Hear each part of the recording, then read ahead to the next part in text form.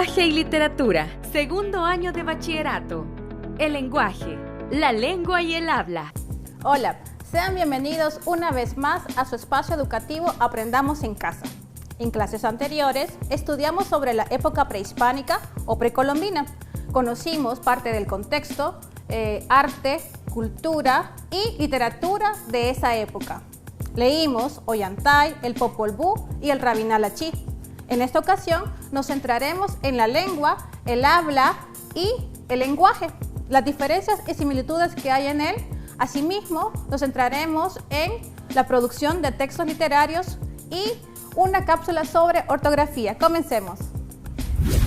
Es indudable que a través de la literatura prehispánica nosotros podemos conocer hoy en día la cosmovisión de nuestros pueblos antiguos, sus tradiciones y su forma de ver el mundo, ya sea Ollantay, el Popol Vuh, el Rabinal-Achí. De esa manera nosotros podemos conocer a nuestros pueblos azteca, maya o inca.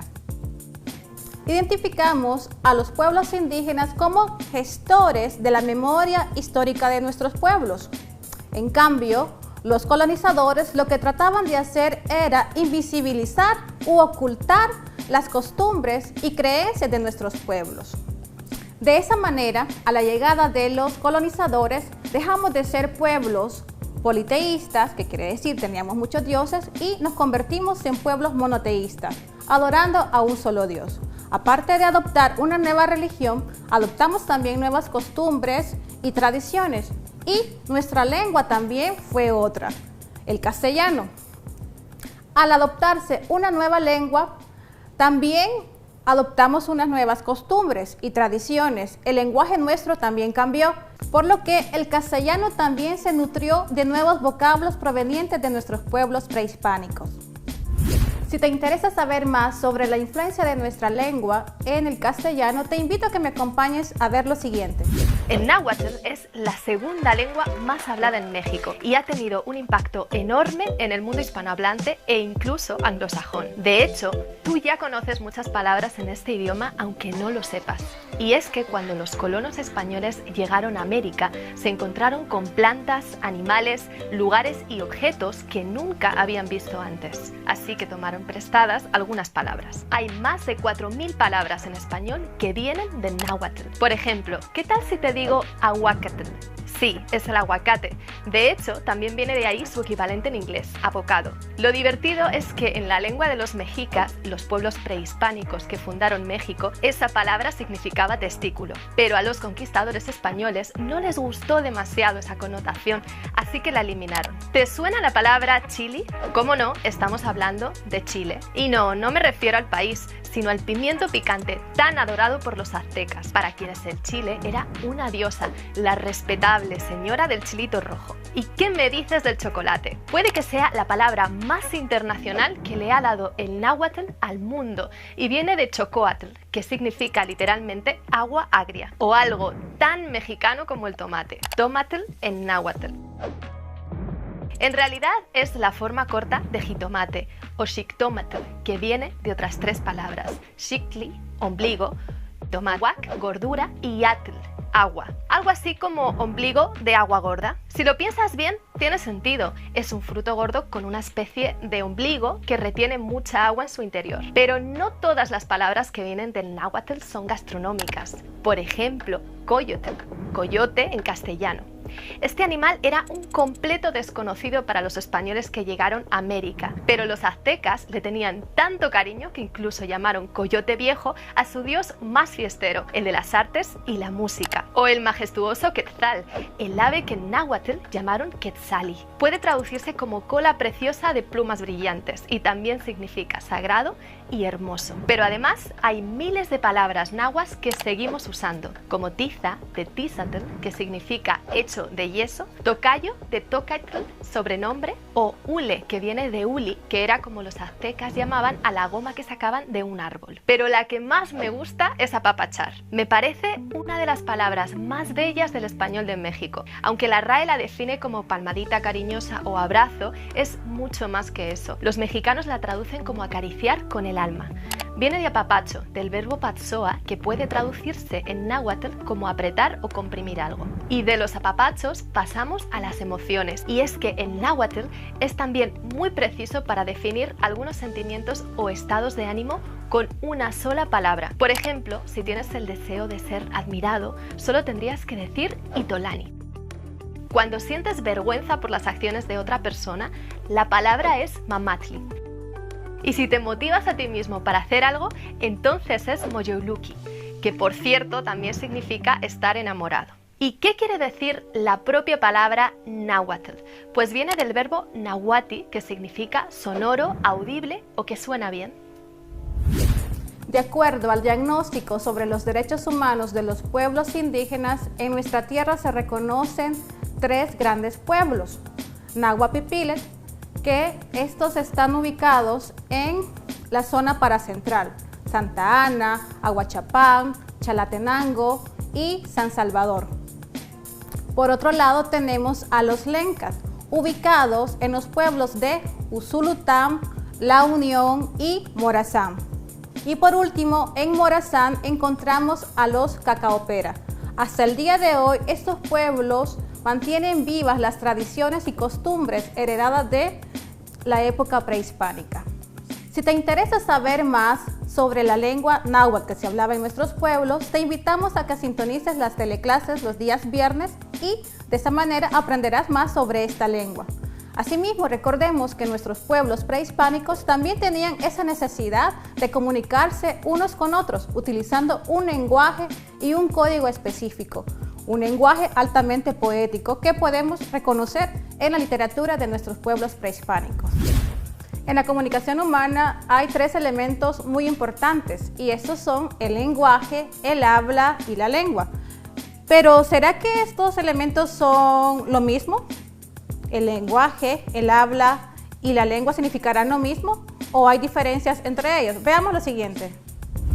Lenguaje es la capacidad humana para poder comunicarse con otras personas en un determinado contexto social. Lengua es el código o sistema lingüístico compuesto de signos orales, fonético y fonológico, y escritos con significado léxico-gramatical, que se utiliza en un determinado contexto social. El habla es la capacidad individual de cada hablante para poder concretizar sus pensamientos, ideas, sentimientos a través del aparato fonador, timbre y volumen de su voz. Diferencias entre lengua, habla y lenguaje. Lengua. La lengua es un sistema de signos orales y escritos que utiliza una comunidad de hablantes para comunicarse. No es innata, sino que se va aprendiendo en la medida que el ser humano se desarrolla física y psicológicamente, adquiriendo toda la riqueza de conocimiento que le brinda su cultura. Una persona que habla y escribe adecuadamente es la que pronuncia y describe los sonidos que le corresponden a cada letra en la construcción del significado, respetando las normas establecidas en la lengua. Habla. El único ser que tiene la facultad de hablar es el ser humano. Cuando habla, usa la lengua a través del lenguaje. Desde la niñez aprende a hablar utilizando un código lingüístico que representa cada palabra, a través de la fonética, la gramática y uso de las normas de la lengua en su aspecto cognitivo y sociocultural. En cambio, yo soy un loro. Aunque tenga la facilidad de repetir las palabras a través del acto del habla, no entiendo el significado de lo que digo, porque carezco de órganos fonológicos y de un sistema que procese la información a través del conocimiento para establecer un diálogo sobre un tema determinado con animales de mi especie. Solamente repito las palabras a través del habla. Por esta razón, no tengo lengua ni lenguaje. Lenguaje.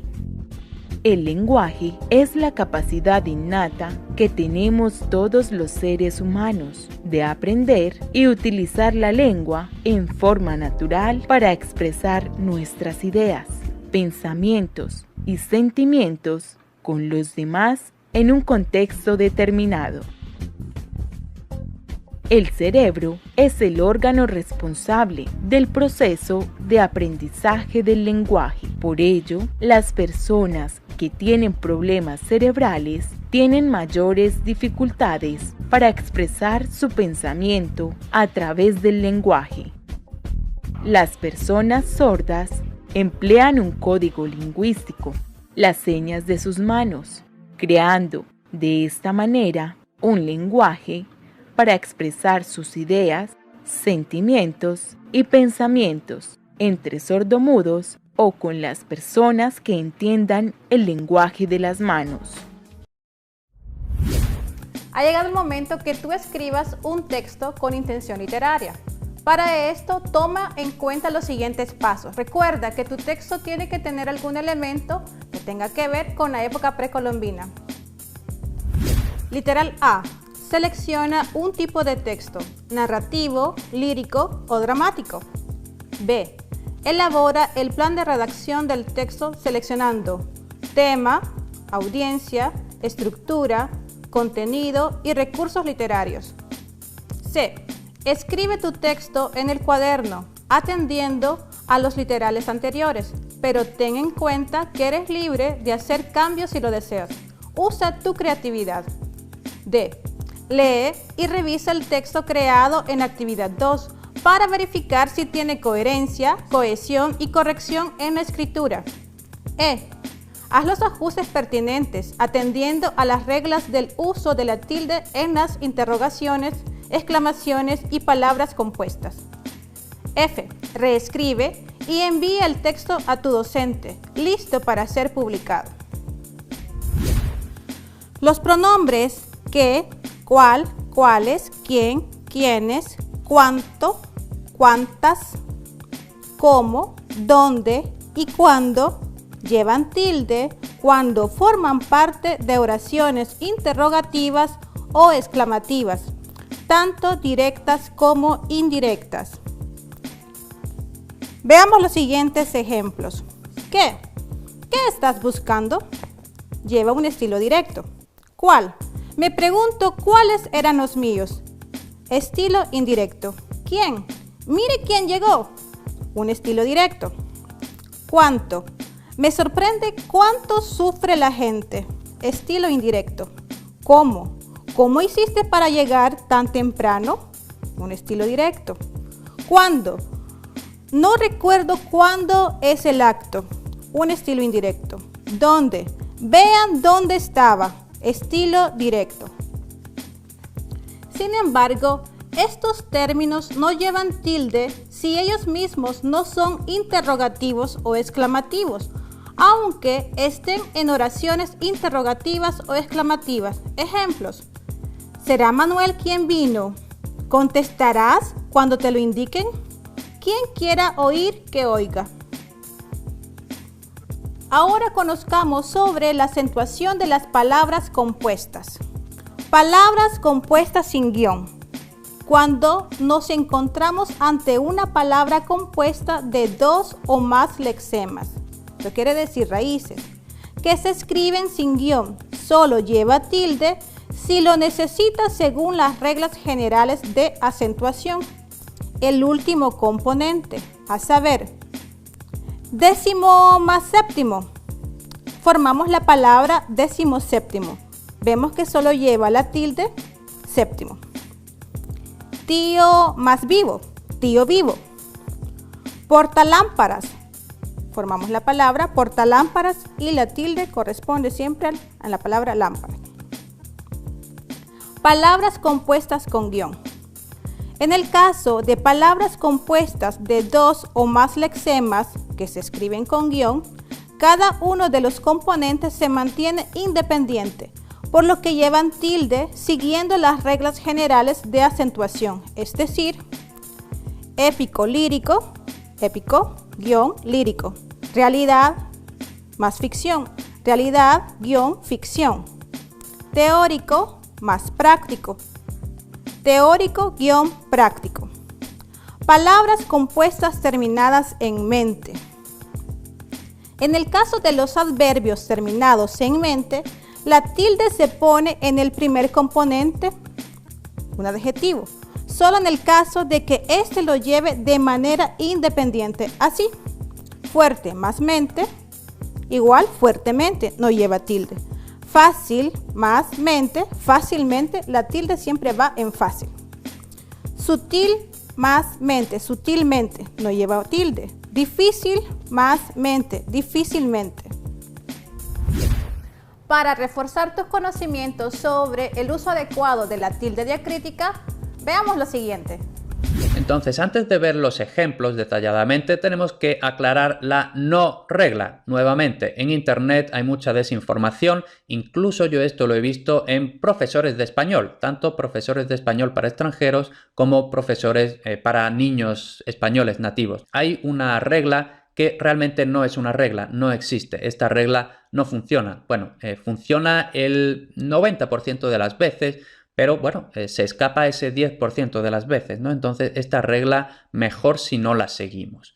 ¿Cuál es la regla? Hay una regla que dice que si estas palabras, estos pronombres, por ejemplo, qué, dónde, cuándo, todo eso, si van entre signos de interrogación o entre signos de exclamación, entonces automáticamente llevan tilde. Pues no, desgraciadamente no es tan fácil. Y de hecho aquí tenemos un ejemplo. Por ejemplo, yo digo, ¿qué dices? ¿Que quieres más dinero? Pues aquí tenemos el primer que lleva tilde y efectivamente va entre signos de interrogación. Pero no es que lleve tilde porque vaya entre signos de interrogación, simplemente lleva tilde porque es un interrogativo. Ya está. Mientras que en ¿qué dices? ¿Que quieres más dinero? El segundo que también va entre signos de interrogación, pero este vemos que no lleva tilde. ¿Por qué? Porque este realmente es un que completivo. Realmente la estructura sintáctica que hay aquí es ¿qué dices?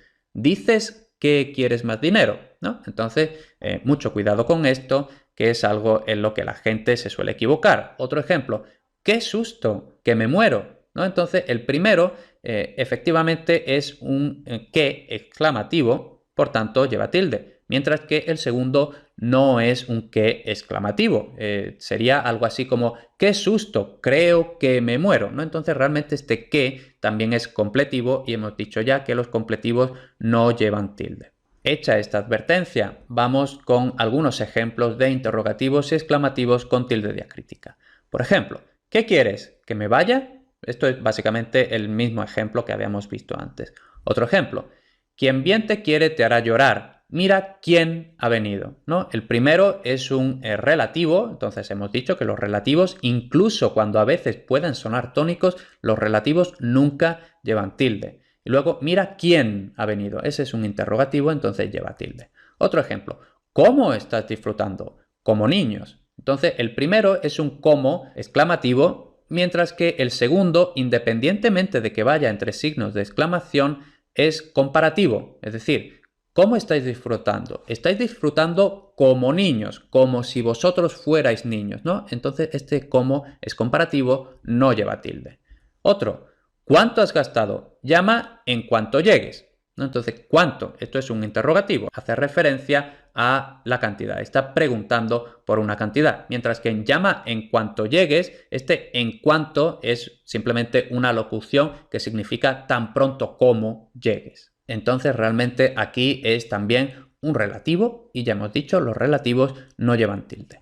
Otro ejemplo, ¿cuándo vienes? ¿Cuándo termines? Pues es el primer cuándo es efectivamente un interrogativo, mientras que el segundo es un relativo. Es decir, ¿cuándo vienes? En el momento cuando termines, en el momento en el que termines, ¿no? Entonces vemos que efectivamente es un relativo y además, bueno, se nota bastante que es átono en el oído, ¿no? Otro ejemplo, ¿dónde estás? Esto es interrogativo claramente, ¿dónde estás? ¿Dónde Cristo perdió el mechero? Esto es una frase que se usa bastante en España para decir un sitio súper lejos que nadie sabe dónde está, ¿no? Entonces, ¿dónde estás? ¿Dónde Cristo perdió el mechero? En el sitio donde Cristo perdió el mechero. En el sitio en el que Cristo perdió el mechero. Entonces vemos que el segundo donde es relativo, no lleva tilde. Los seres humanos desde épocas antiguas han buscado la forma de comunicar o transmitir sus ideas, sentimientos y pensamientos, partiendo de jeroglíficos hasta llegar a un sistema articulado lingüístico. Este sistema lingüístico está lleno de sonidos articulados. La gramática también que utilizamos, en este caso sería el castellano, y la semántica, que son los significados que nosotros le damos a todas las palabras que utilizamos para comunicarnos. Ahora bien, el lenguaje no es estático, se transforma al igual que las sociedades se van transformando. Hay palabras que se recrean o se crean nuevas y otras que ya no se usan en la lengua. Por eso existe un ente regulador de la lengua y es la Real Academia de la Lengua Española. Ya sea, ustedes pueden consultar la página web o las gramáticas u ortografías impresas de la RAE.